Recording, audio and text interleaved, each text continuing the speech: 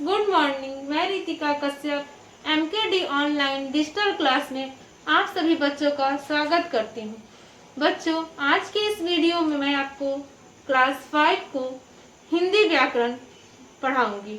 बच्चों, जैसा कि आप जानते हैं कि मैंने अपने पिछले वाले वीडियो में आपको भाषा, व्याकरण, लिपि के बारे में बताई हूँ। तो आज के इस वीडियो में मैं उसी चैप्टर 1 के क्वेश्चन आंसर को सॉल्व करूंगी। क्वेश्चन आंसर को बनाने से पहले हम अपने पहले वाले क्वेश्चंस को रिपीट करते हैं, यानी जो मैंने पढ़ाया है उसके बारे में आपको बताती हूँ। मेरे चैप्टर का नाम है भाषा और व्याकरण। चैप्टर का नाम हमारा होगा भाषा और व्याकरण। तो पहला टॉपिक है भाषा किसे कहते हैं। भाषा, चलिए बच्चों, मैं आपको बुक भी दिखाती हूँ और बुक के माध्यम से भी समझाती हूँ। तो आइए बच्चों, हम लोग बुक को देखते हैं। बच्चों, ये आपके पाठ एक का पेज नंबर 5 है। बच्चों, भाषा किसे कहते हैं इसका देखते हैं। भाषा हमारी अभिव्यक्ति का माध्यम है। भाषा हमारी अभिव्यक्ति का माध्यम है। भाषा द्वारा ही हम अपने विचारों को प्रकट करते हैं और दूसरे के विचारों को जानते हैं। हम अपने विचारों को प्रकट करते हैं और दूसरे के विचारों को जानते हैं। ये हमारा भाषा हुआ। भाषा के अब कितने रूप है इसे हम देखते हैं। तो बच्चों, पेज नंबर 6 हम देखते हैं। भाषा के रूप, भाषा के 2 रूप हुए, मौखिक भाषा और दूसरा हुआ हमारा लिखित भाषा। अब हम मौखिक भाषा यहाँ लिखित भाषा। भाषा का प्रधान रूप मौखिक है। भाषा, प्रधानमंत्री जब भाषण देते हैं वो क्या हुआ? मौखिक भाषा हुआ। तो मैं आपको अपने पिछले वाले वीडियो में मौखिक भाषा बता चुकी हूँ, लिखित भाषा बता चुकी हूँ। अब हम यहाँ आते हैं लिपि। लिपि किसे कहते हैं? प्रत्येक भाषा को लिखने के लिए चिन्ह निर्धारित है। क्या है बच्चों? चिन्ह निर्धारित है। ये निर्धारित चिन्ह ही लिपि कहलाते हैं। ये निर्धारित चिन्ह ही क्या कहलाते हैं बच्चों? लिपि।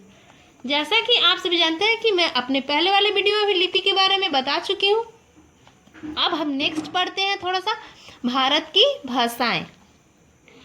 भारत में मुख्य रूप से हिंदी, उर्दू, पंजाबी, बंगाली, असमी, मणिपुरी, उड़िया, मैथिली, मगही, तमिल, तेलुगु, राजस्थानी, मराठी, डोगरी आदि भाषाएं बोली जाती है। ये सभी भाषाएं राज्य स्तर पर बोली जाती हैं। जैसे पंजाब में पंजाबी, बंगाल में बंगाली, असम में असमी, उड़ीसा में उड़िया आदि।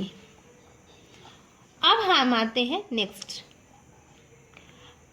Next paragraph. परंतु हिंदी संपूर्ण भारतवर्ष में बोली जाती है।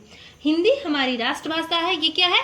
संपूर्ण भारतवर्ष में बोली जाती है, इसीलिए इसे राष्ट्रभाषा मानी जाती है। भारत के संविधान में 14 सितंबर 1949 को हिंदी को राजभाषा के रूप में स्वीकार किया गया। भारत के संविधान में राजभाषा का दर्जा हिंदी को कब मिला? 14 सितंबर 1949। इस लाइन को आप अंडरलाइन कर लीजिएगा बच्चों, क्योंकि ये हमारा राष्ट्रभाषा का दर्जा कब मिला था हिंदी को? 14 सितंबर 1949। अब बिहार, उत्तर प्रदेश, हरियाणा, राजस्थान, मध्य प्रदेश, उत्तरांचल, झारखंड, छत्तीसगढ़ी राज्य आदि, दिल्ली, अंडमान निकोबार संघ राज्य क्षेत्रों में शासन एवं शिक्षा की भाषा हिंदी ही है। अब हम नेक्स्ट पे आते हैं। यहाँ पे हिंदी भाषा की अनेक बोलियां। हिंदी भाषा की अनेक बोलियां हैं। पश्चिम में हरियाणवी, खड़ी बोली, ब्रजभाषा, बुंदेली और राजस्थानी बोलियां बोली जाती हैं। कहाँ? पश्चिम में। पूर्व में है अवधी, छत्तीसगढ़ी, भोजपुरी और मैथिली महत्वपूर्ण बोलियां हैं। अब हम आते हैं उत्तर में। उत्तर में गढ़वाली और कुमाऊनी 2 पहाड़ी बोलियां हैं। कुमाऊनी 2 पहाड़ी बोलियां हैं। दक्षिण में, यह आपका दक्षिण हो गया। दक्षिण में दक्षिणी हिंदी का प्रयोग मिलता है। कैसी हिंदी का? दक्षिणी। अब हम आते हैं नेक्स्ट पेज, पेज नंबर 7। बच्चों अब हम पेज नंबर 7 को देखते हैं कि हमारा पेज नंबर 7 हुआ। तो भारत के संविधान में 22 भाषाएं स्वीकृत की गई हैं। कितनी भाषाएं? 22 भाषाओं को स्वीकृत किया गया या स्वीकारा गया है। पहला है असमिया, कन्नड़, कश्मीरी, कोंकणी,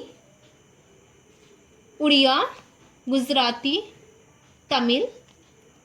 8 नंबर में है तेलुगु, 9 नंबर में है पंजाबी, यानी 10वें नंबर में 9 यानी यहाँ पे हो गया 10 यानी 10 नंबर में है Nepali, 11 number Bangla, 12 number Manipuri, 13 number Sanskrit, 14 number Marathi, 15 number Malayalam, 16 number Sindhi, 17 number Urdu, 18 number Hindi, 19 number Maithili, 20 number Dogri और 21 नंबर भोजपुरी और 22 नंबर संथाली।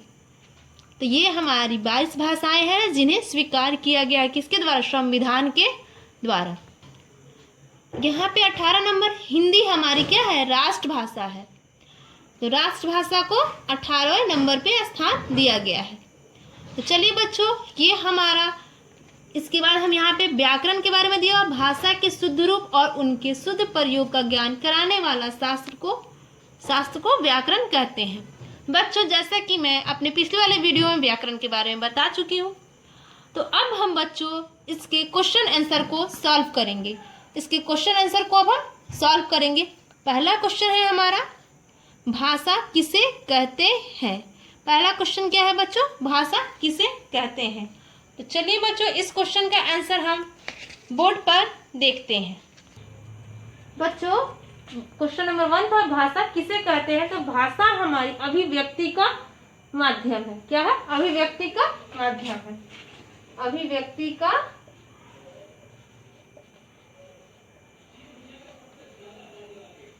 माध्यम है।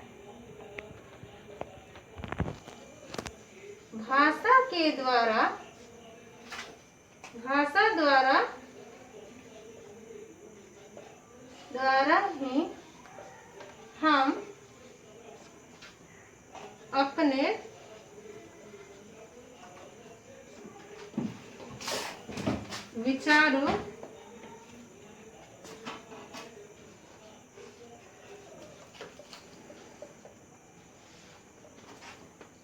विचारों को प्रकट करते हैं।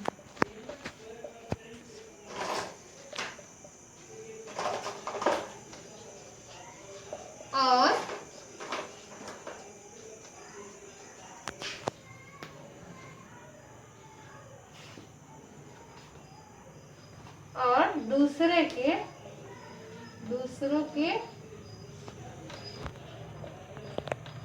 विचारों को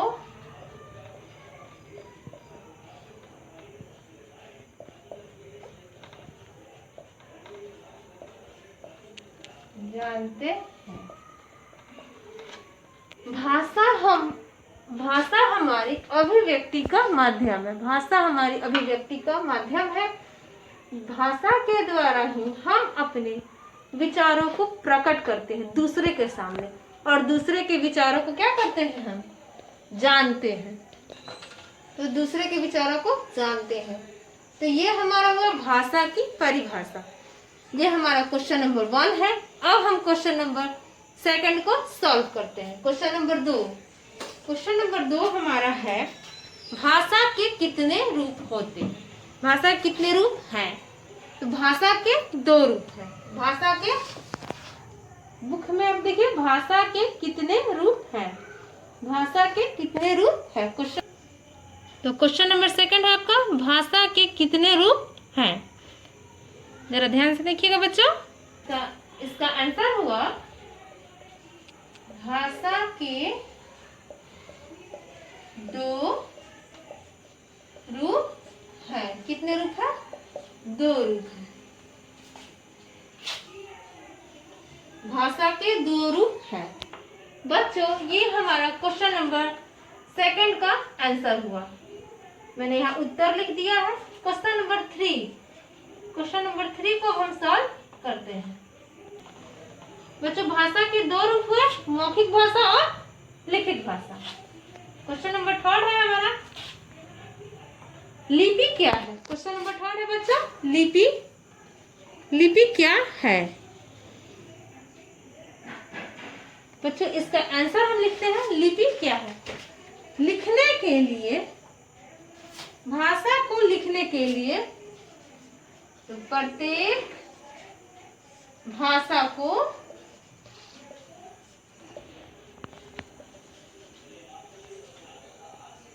प्रत्येक भाषा को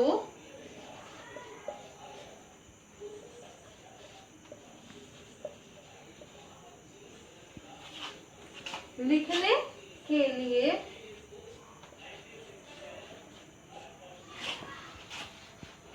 चिन्ह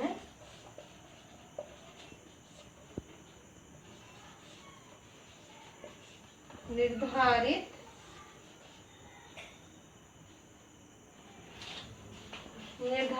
है। ये निर्धारित चिन्ह क्या कहलाते हैं। ये निर्धारित चिन्ह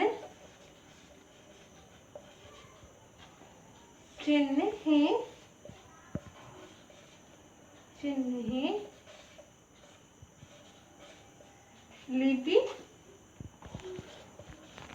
कहलाते हैं।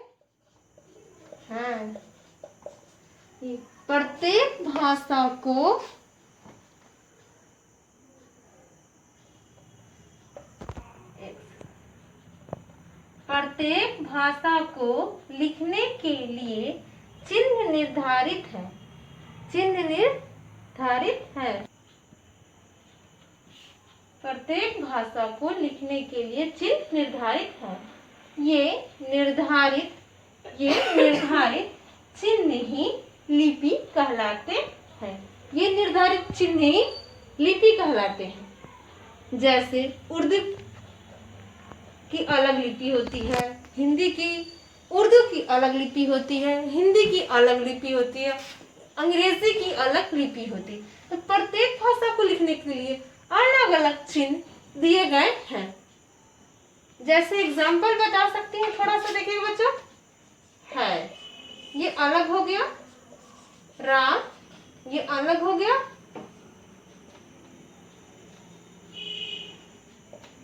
ये उर्दू भाषा में। तो ये सबके अलग अलग लिपि है, सबके लिए अलग अलग चिन्ह निर्धारित किए गए हैं। तो बच्चों अब हम नेक्स्ट क्वेश्चन को सॉल्व करेंगे। Question number 4, question number 4, Hindi को राजभाषा के, क्वेश्चन नंबर 4, हिंदी को राजभाषा के रूप में कब स्वीकार किया गया।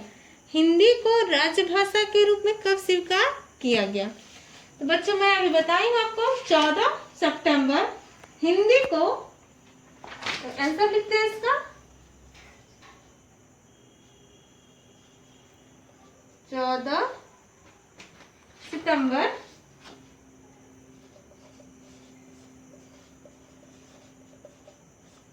1949 ईस्वी में ईस्वी को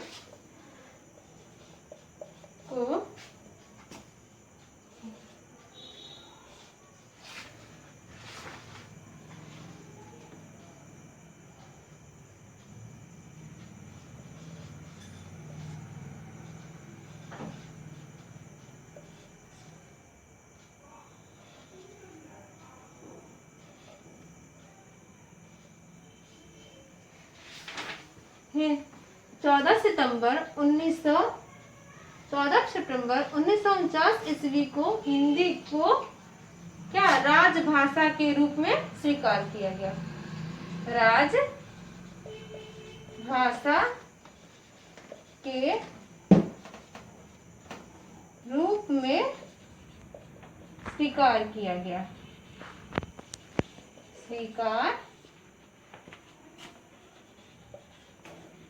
किया गया। अब बच्चों हमारा क्वेश्चन नंबर 5 है, किन किन राज्यों की राजभाषा हिंदी है। किन किन राज्यों की राजभाषा हिंदी है। तो बच्चों इस क्वेश्चन को हम सॉल्व करते हैं।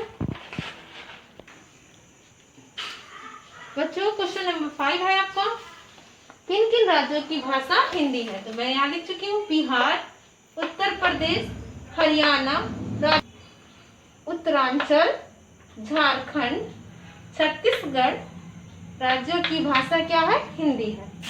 बच्चों बिहार, उत्तर प्रदेश, हरियाणा, राजस्थान, उत्तरांचल, झारखंड, छत्तीसगढ़ राज्यों की राजभाषा हिंदी है। बच्चों दिल्ली और अंडमान निकोबार केंद्र शासित प्रदेश है, इन दो राज्यों की भाषा भी क्या है, हिंदी ही है। एक बार फिर से सुन लीजिए, दिल्ली, अंडमान निकोबार द्वीप समूह, इनकी भी ये राज्य संघ भाषा, बच्चों ये संघ है यानी केंद्र शासित प्रदेश है, इनकी भी भाषा क्या है, हिंदी, राजभाषा हिंदी ही है। तो बच्चों ये क्वेश्चन नंबर 1, 2, 3, 4 और 5 को मैंने सॉल्व किया। अब हम चलते हैं क्वेश्चन नंबर 6 को सॉल्व करने। तो बच्चों क्वेश्चन नंबर 6 है हमारा, भारत के संविधान में स्वीकृत 22 भाषाओं के नाम लिखें। यानी जो कितनी भाषाएं भारत में के संविधान में स्वीकृत किए गए, स्वीकारा गया 22, तो उनके नाम को यहाँ लिखना है। तो बच्चों क्वेश्चन नंबर 6 का आंसर है, भारत के संविधान में 22 भाषाओं को स्वीकृत किया गया है। 22 भाषाएं हैं, ये देख लीजिए, असमिया, कन्नड़, कश्मीरी, कोंकणी, उड़िया, गुजराती, तमिल, तेलुगु, पंजाबी, नेपाली, बांग्ला, मणिपुरी, संस्कृत, मराठी, मलयालम, सिंधी, उर्दू, हिंदी, मैथिली, डोगरी, भोजपुरी और संथाली, ये 22 भाषाएं हैं। इसको आप क्वेश्चन नंबर 6 का आंसर लिख लीजिएगा। बच्चों नेक्स्ट वीडियो में मैं अपने बचे हुए क्वेश्चंस को सॉल्व कराऊंगी। तब तक के लिए आप सुरक्षित रहिए, अपने घर में रहिए।